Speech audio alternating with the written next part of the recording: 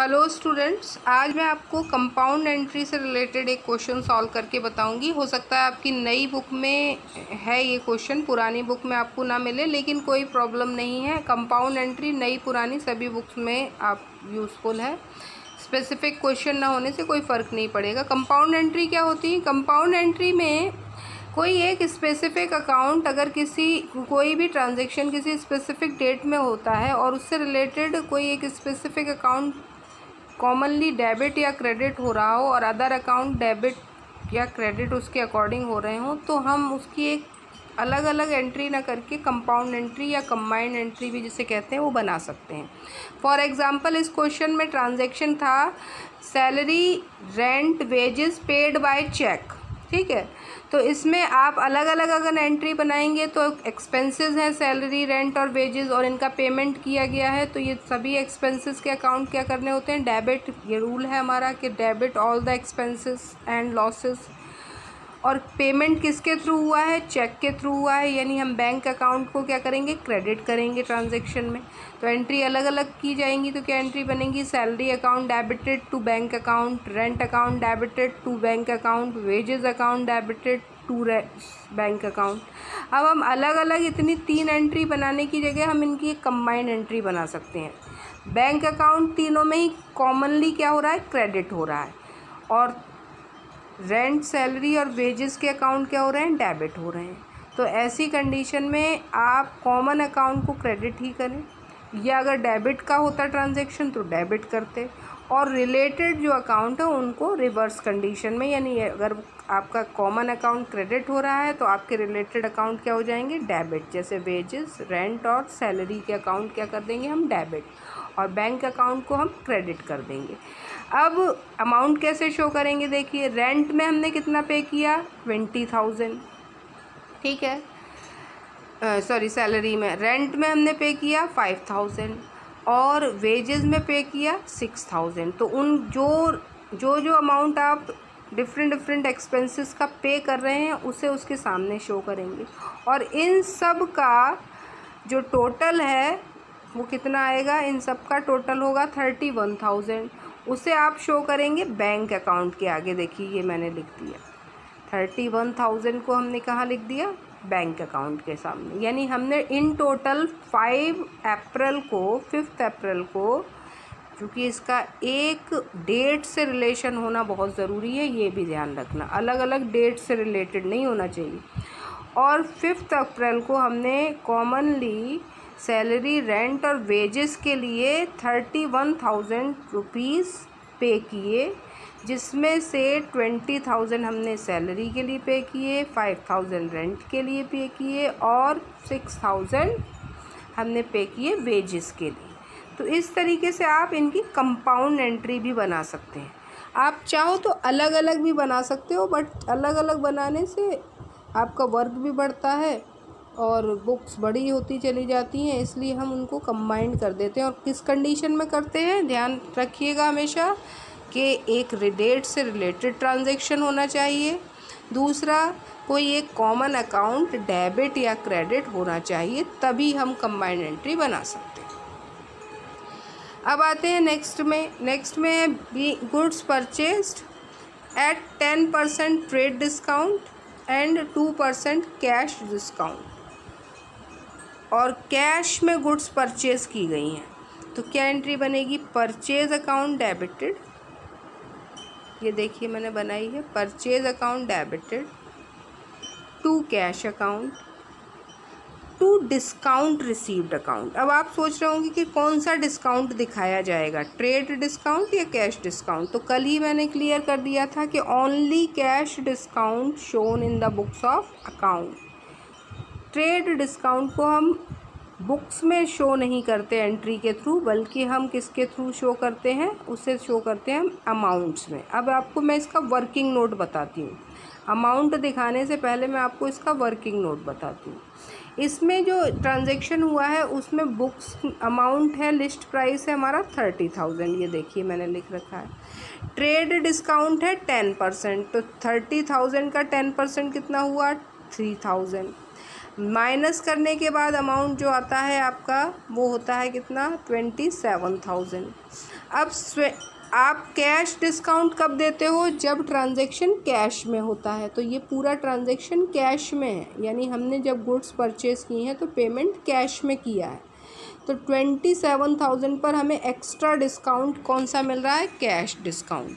ये रहा, किस रेट से मिल रहा है, 2% से।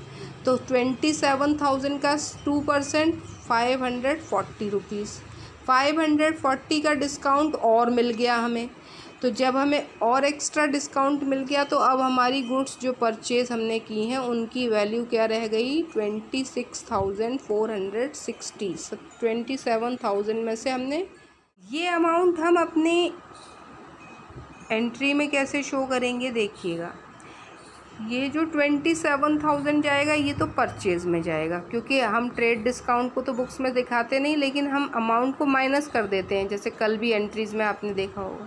लेकिन कैश डिस्काउंट को, इस 540 को हम बुक्स में दिखाएंगे। कैसे दिखाएंगे, क्योंकि हमें ये रिसीव हो रहा है, परचेज़ करते टाइम हमें इतने पैसे कम देने पड़ रहे हैं, तो ये हमारे लिए क्या है, प्रॉफिट है। और प्रॉफिट्स के अकाउंट हमेशा क्रेडिट होते हैं, बताए थे ना। तो इसलिए अब हमें एक्चुअल पेमेंट कितने का करना पड़ेगा, 26,460 का। तो हम फिर से वहीं आ जाते हैं कि अब एंट्री में कैसे शो करेंगे। परचेज अकाउंट के आगे दिखाएंगे 27,000, 30 में से 3,000 ट्रेड डिस्काउंट माइनस करने के बाद। टू कैश पेमेंट एक्चुअल हमें कितना करना पड़ेगा, पेमेंट एक्चुअल हमें करना पड़ेगा, ये देखिए, हमें एक्चुअल पेमेंट देना पड़ेगा 26,460। कैसे, इसमें से हम माइनस कर देंगे 540 का कैश डिस्काउंट। लेकिन कैश डिस्काउंट को हम एंट्री में शो करेंगे। एंट्री क्या बनेगी हमारी, purchase account debit, cash account debit, to cash account, to discount received account. Purchase account debited, to cash account, to discount received account. Purchase हमारी 27 की थी आफ्टर ट्रेड डिस्काउंट, 27,000 की। इसमें से हमें कैश डिस्काउंट मिला 540 का, जिसको हम बुक्स में शो कर रहे हैं, देखिए दिखा रहे हैं ना। और इसी अमाउंट को जब हम 27,000 में से माइनस करेंगे तो आपको कैश में पेमेंट कितना करना पड़ा, 26,460। जो कैश जाता है तब अकाउंट क्रेडिट होता है, ये तो आप बार बार पढ़ रहे हैं। अब ऐसे ही नेक्स्ट ट्रांजैक्शन में B amount paid by cash and cheque. हमने दो तरीके से अमाउंट पे किया है। किसको पे किया है, राजू को। Amount paid to Raju by cash and by bank. अब इसमें क्या हुआ है कि हमने जो राजू को अमाउंट पे किया, बैंक से भी पे किया और चेक से भी पे किया और कैश में भी। तो जो चेक से पे किया उसे तो बैंक अकाउंट में ट्रांसफ़र कर दिया, देखिए, ठीक है। और जो कैश में पे किया उसको कैश अकाउंट में ट्रांसफ़र कर दिया। पेमेंट कर रहे हैं तो कैश और बैंक जा रहा है, जो चीज़ जाए उसका अकाउंट क्रेडिट है होता है। और रिसीवर राजू कौन है, रिसीवर, रिसीवर का अकाउंट डेबिट होता है। ये रूल मैं आपको बता ही चुकी हूँ। तो Raju debited to cash account to bank account. Cash के आगे कैश का अमाउंट लिख दिया।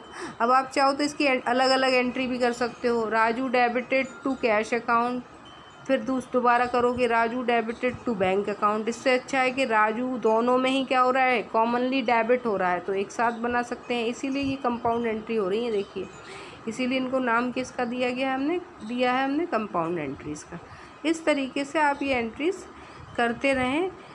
आगे भी क्वेश्चंस में जहाँ भी आपको मिले आप कॉमन अकाउंट डेबिट या क्रेडिट होने पर उसकी कंपाउंड एंट्री कर सकते हैं, अगर उसका एक पर्टिकुलर डेट से रिलेशन है तो। आगे भी इस क्वेश्चन में देखिए मैं बता रही हूँ, ये एंट्री जल्दी जल्दी बता रही हूँ। सेम क्वेश्चन है, लेकिन ये इसका ट्रांजैक्शन क्या है, नेक्स्ट ट्रांजैक्शन में बोला गया है goods sold on 20% trade discount and 3% cash discount, half amount received in cash. आधा अमाउंट हमें कैश में मिला है और गुड्स सेल की गई हैं 20% के ट्रेड डिस्काउंट और 3% के कैश डिस्काउंट पर। अब आप जरा इसका वर्किंग नोट देख लें, फिर मैं आपको इस क्वेश्चन को आगे इसी एंट्री को बताऊंगी। इस वर्किंग नोट में देखिए गुड्स जो सेल की गई हैं उनकी कॉस्ट है 5,000, ठीक। इस पर हमें 20% क्या देना पड़ रहा है, ट्रेड डिस्काउंट। तो 5,000 का 20% 1,000, ये दिखा दिया। ठीक है जी। अब हमारे पास बचा कितना ट्रांजैक्शन, हमारा 4000 का बचा। इसमें से आधा ट्रांजैक्शन हमारा कैश है और आधा क्रेडिट, क्योंकि कोई ट्रांजैक्शन में लिखा हुआ है कि half amount paid by cash या इमीडिएटली, पेड इमीडिएटली। अब हाफ 4000 का आधा कितना हुआ 2000। तो जो हमें कैश में मिला है हम उसी पर कैश डिस्काउंट देंगे। तो हमें कैश में कितना मिला है, सिर्फ 2000 रुपये।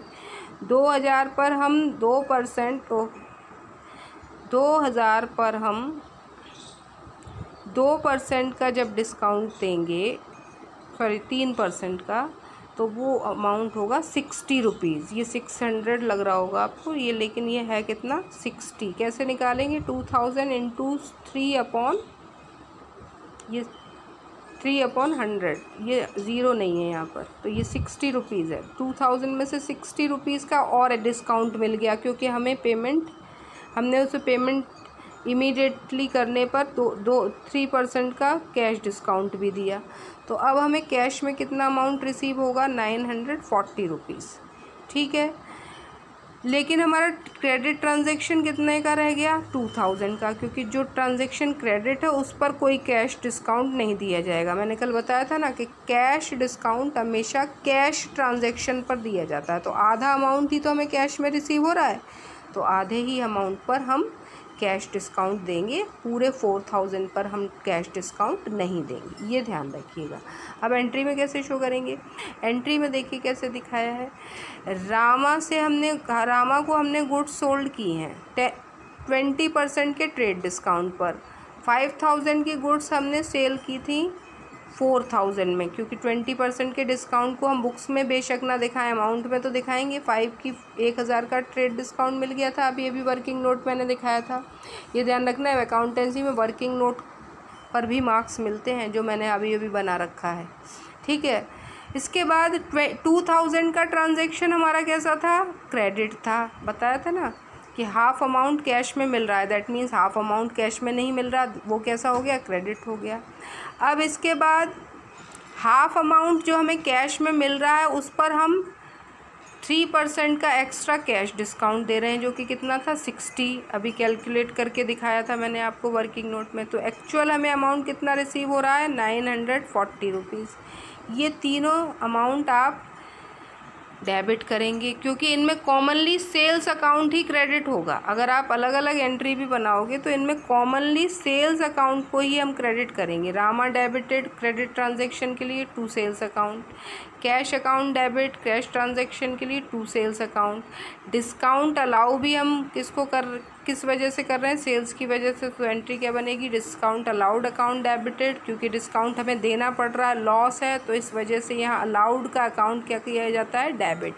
जब आप डिस्काउंट अलाउड करते हैं तो अकाउंट हमेशा डेबिट होता है, और जब आपको डिस्काउंट रिसीव होता है तो उसका अकाउंट हमेशा क्रेडिट होता है। ये ध्यान रखिएगा, क्योंकि अलाउड लॉस होते हैं, लॉसेस के अकाउंट हमेशा डेबिट होते हैं, और रिसीव्ड डिस्काउंट रिसीव प्रॉफिट होते हैं, इसलिए वो हम उनके अकाउंट हमेशा क्रेडिट होते हैं। तो ये एंट्री आपको समझ में आ गई होगी। ऐसे ही अब आगे की भी बहुत सारी एंट्रीज़ हैं जिनको आप यहाँ से देख सकते हैं, नरेशन के थ्रू समझने की कोशिश करें, क्योंकि वीडियो बहुत बड़ी होती है तो इसलिए डाउनलोड में प्रॉब्लम आती है। तो इतना ही आप वीडियो देख के और इसकी नरेशंस के थ्रू इन क्वेश्चंस को सॉल्व करेंगे और इससे रिलेटेड अपने बुक्स के क्वेश्चन करेंगे। आज के लिए इतना ही। Thank you and have a nice day.